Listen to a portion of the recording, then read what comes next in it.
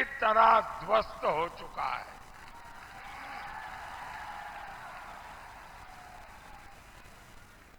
पूरा देश एक ही बात कह रहा है, फिर एक बार, फिर एक बार, फिर एक बार। साथियों, कल मैंने कुछ वीडियो देखे जिसमें लोग भाग भाग करके मंच पे चढ़ जाते थे। तो मैंने पूछा, भाई ये हुड़दंग क्या चल रहा है? तो उन्होंने बताया कि सपा कांग्रेस वाले रैली में लोगों को लाने के लिए कॉन्ट्रैक्ट देते हैं, प्रति व्यक्ति पैसे देते हैं, लेकिन इन्होंने पेमेंट किया नहीं, इसलिए लोग गुस्से में भाग करके मंच पर पहुंच गए। अब जिस पार्टी का ये हाल हो, वो आपका भला कैसे कर सकते हैं? साथियों, आपने देखा होगा, हफ्ते पहले कांग्रेस के एक दिग्गज नेता, देखिए भाइयों, अब जगह नहीं है, आप जहां है वहां अब मुझे देख नहीं पाओगे, सुन लीजिए बस। और ये स्क्रीन वगैरह लगाए हैं, वहां अगर कुछ दिखाई देता है तो उसी के सहारे काम करना पड़ेगा। अगर आप इजाजत दें तो मैं आगे बोलना शुरू करूं, तो आपकी इजाजत है? कांग्रेस के एक दिग्गज नेता, जो कांग्रेस के शाहजादे पर जिनका पूरा पूरा कंट्रोल है, और वो एक प्रकार से कांग्रेस के शाहजादे के कमांडो की तरह काम कर रहे हैं। 3-4 दिन पहले वो ट्वीट करते थे, मोदी को भला बुरा कहना ये उनका काम होता है। तो वो लगातार कह रहे थे, निवर्तमान प्रधानमंत्री श्री नरेंद्र मोदी। अब ठीक है, उनको मजा आता था, करते थे, मैं कुछ बोलता नहीं था, लेकिन अभी चौथे और 5वें चरण के मतदान के बाद उन्होंने निवर्तमान वाला जो मजाक उड़ाते थे, वो भी मजाक करना छोड़ दिया है। मतलब एक कमांडो ने भी मान लिया है कि देश की जनता मोदी को फिर एक बार प्रधानमंत्री बनाने का निर्णय कर चुकी है।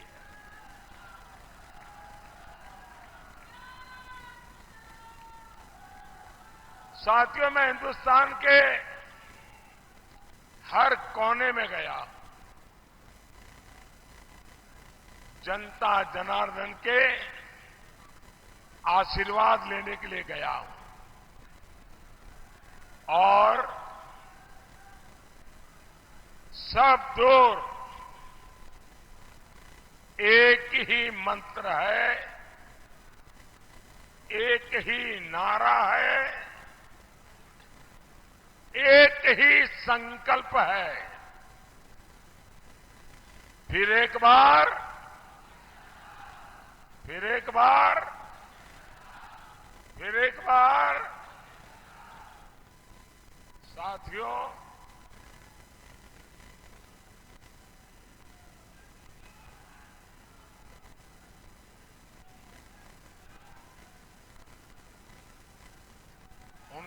को करने दीजिए।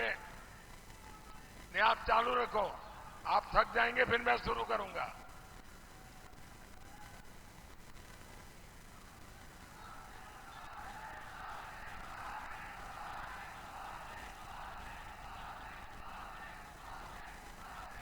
साथियों, ये 24 का चुनाव भारत का भविष्य तय करने जा रहा है। जिन लोगों ने 60 साल तक कुछ नहीं किया, वो मोदी के कामों को, मोदी को रोकने के लिए एक हो गए हैं।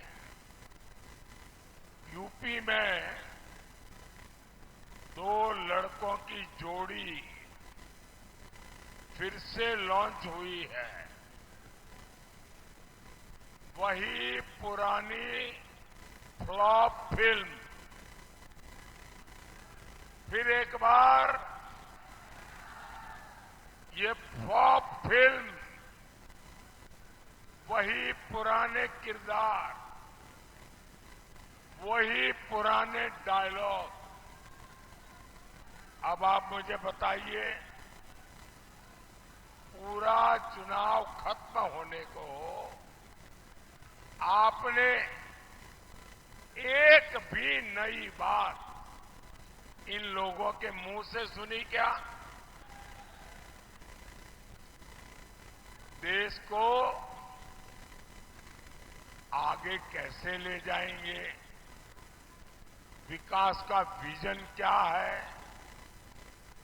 अर्थव्यवस्था को लेकर क्या प्लान है? दोनों साझादों ने एक बार भी भरोसेमंद बात नहीं कही।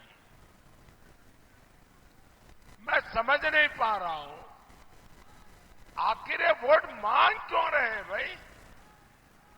ये कहते हैं मोदी ने जो काम किया है हम उसको पलटने के लिए आएंगे। मोदी के सारे कामों को सब खत्म करके हम नए सिरे से देश को चलाएंगे। और यही इनका एजेंडा है, मोदी के कामों को पलटना। भाई और बहनों, 10 साल में मोदी ने क्या काम किए? मोदी ने 4 करोड़ गरीबों को पक्के घर दिए।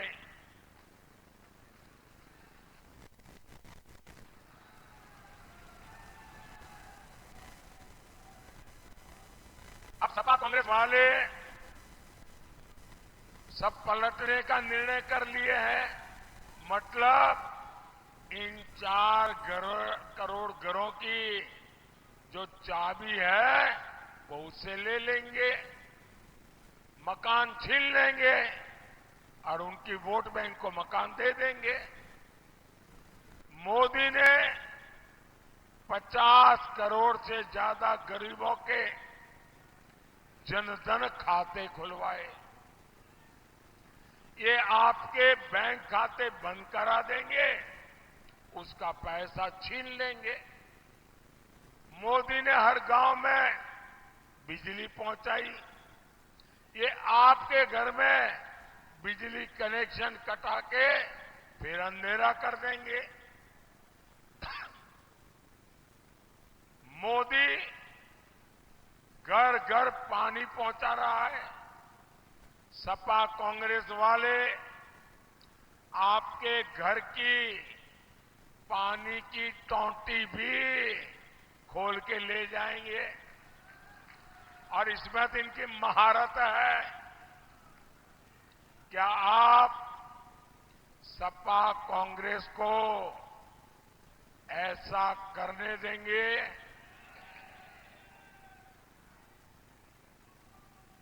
ऐसी आवाज नहीं चलती है भाई। आप जरा हिम्मत से बताइए, आप सपा कांग्रेस को ऐसा पाप करने देंगे, ऐसा जुल्म करने देंगे? साथियों, मोदी देश के लिए जीता है।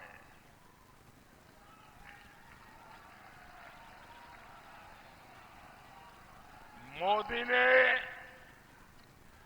देश हित में जो फैसले लिए वो इंडी वालों की बस की बात नहीं है।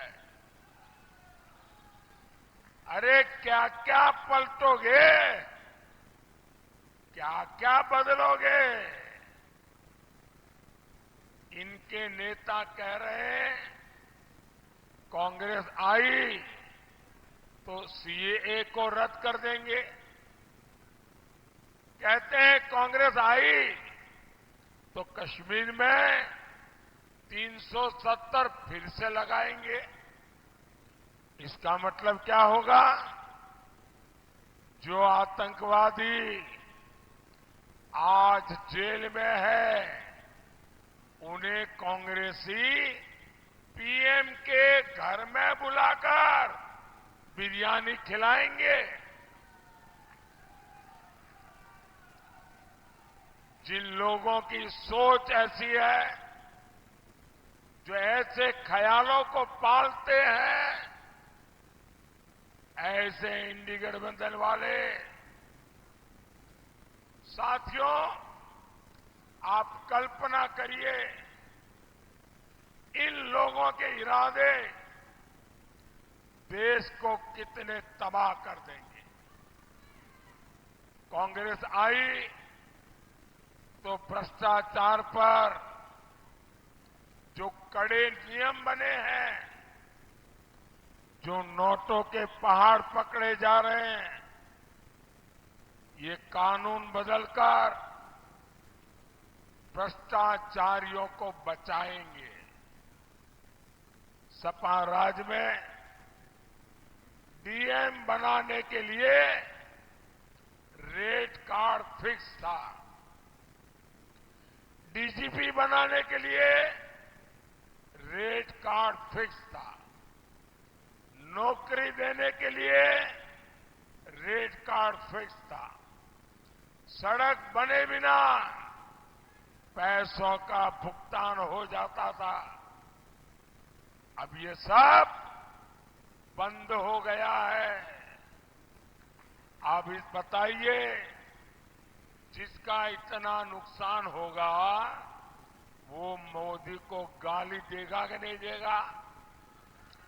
दिन रात गाली देगा कि नहीं देगा? रोज नई नई गालियां देगा कि नहीं देगा? मेरे प्यारे भाइयों बहनों, मोदी को ये सारी गालियां मंजूर है। मोदी को अनाप शनाप उनको जो बोलना है सब कुछ मंजूर है।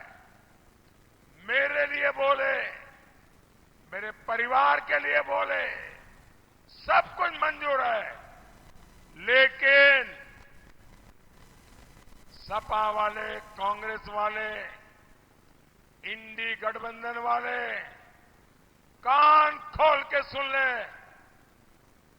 मोदी को भ्रष्टाचार मंजूर नहीं है, नहीं है, नहीं है।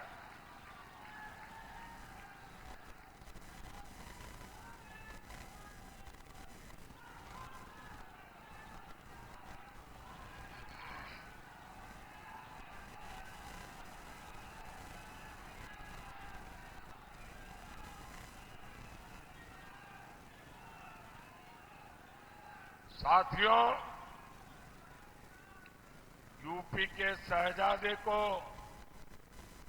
यूपी में पुराना गुंडा राज वापस चाहिए। जब से भाजपा सरकार यहां आई है, गुंडों पर आफत आई है। जो जमीनें माफियाओं ने कब्जे की थी, आज उन पर गरीबों के लिए घर बन रहे हैं।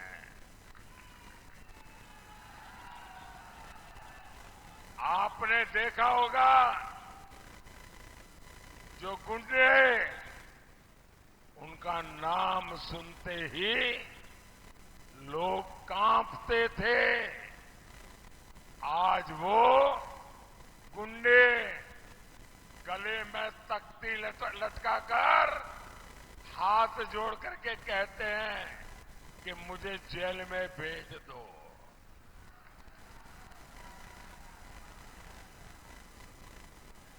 साथियों, भाजपा यूपी को उस हालत में वापस नहीं जाने देगी और ये मोदी की गारंटी है।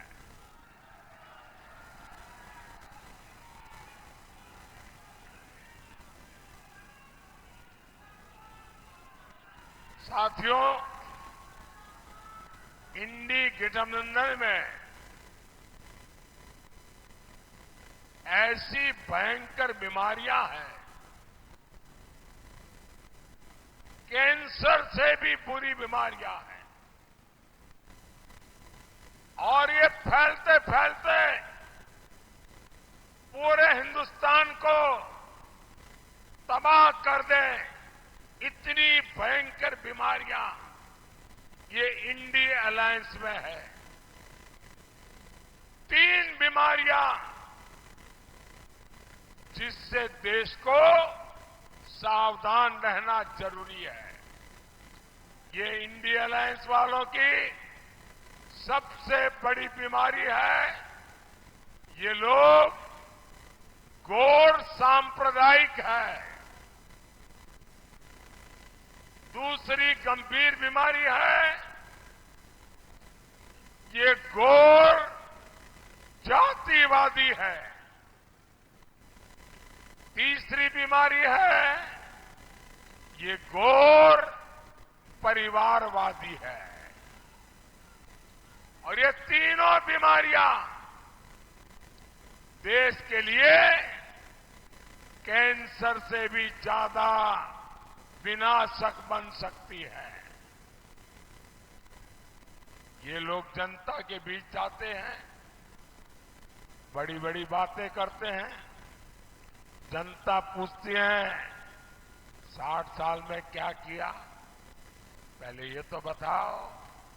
ये लोग अपना तुरुप का इक्का निकालते हैं। इनका एक इक्का है, समाज को बांटो और वोट जिहाद करवाओ। साथियों, इंडी गठबंधन वाले तुष्टीकरण के लिए नई नई स्कीम लेकर आए। इनके कुछ नेता आपकी संपत्ति की जांच करवाने की बात कर रहे हैं। कांग्रेस कहती है संपत्ति पर पहला अधिकार मुसलमानों का है।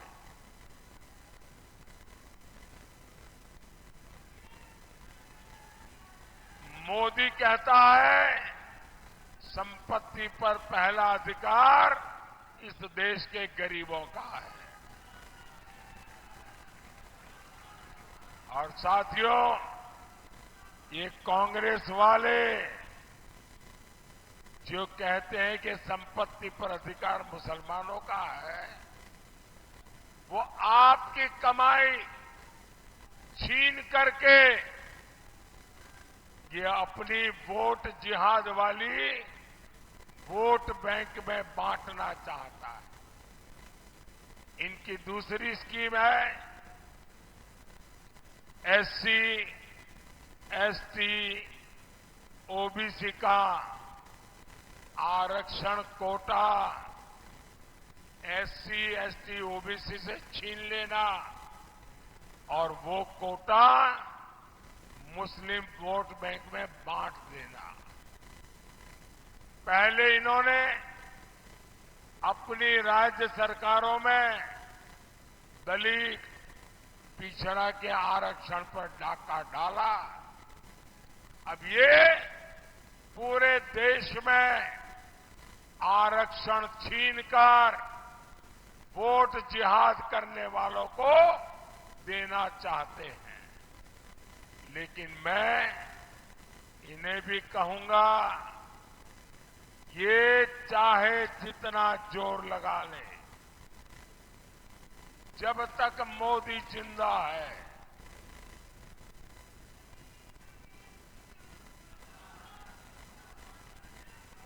जब तक मोदी जिंदा है, गरीब, दलित, पिछड़ों, आदिवासियों का आरक्षण कोई छीन नहीं सकता।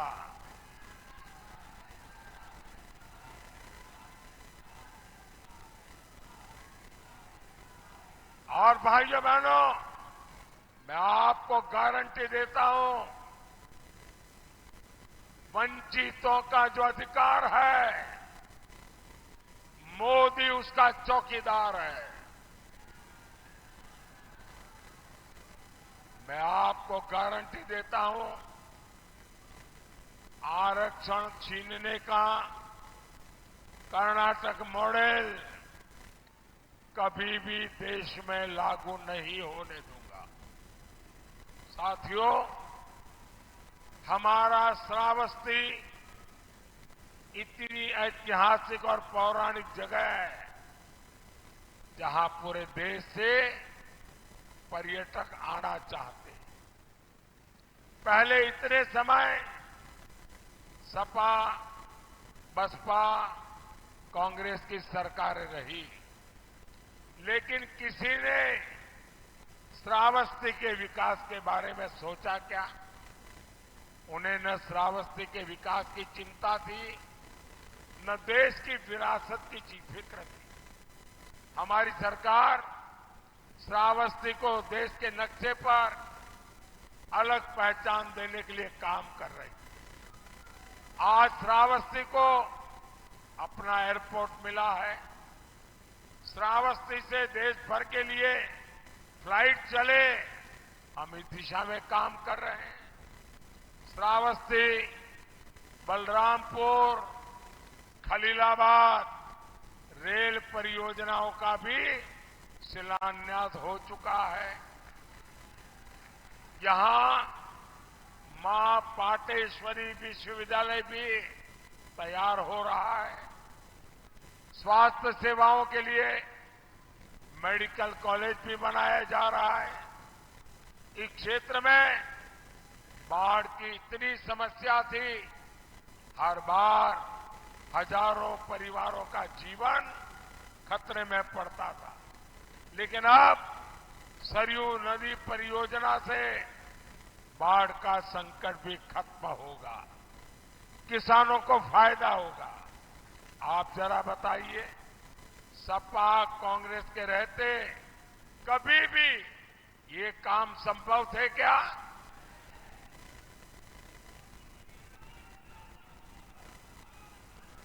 अगर गलती से इन्हें मौका मिला तो जो काम चल रहा है ये उन्हें भी ठप करके रख देंगे और पैसे खा जाएंगे।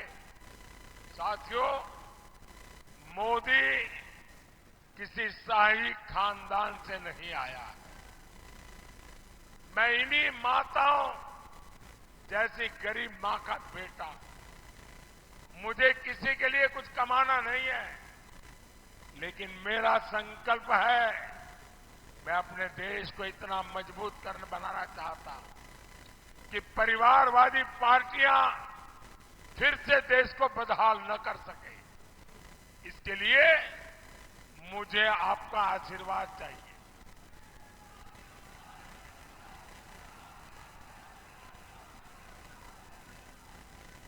25 मई को श्रावस्ती से आप साकेत मिश्रा को जिताकर दिल्ली भेजे।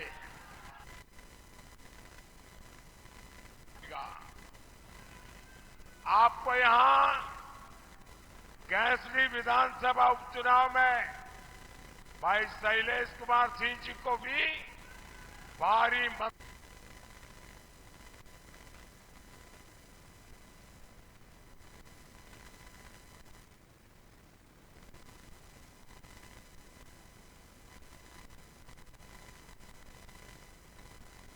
से विजयी बनाना है।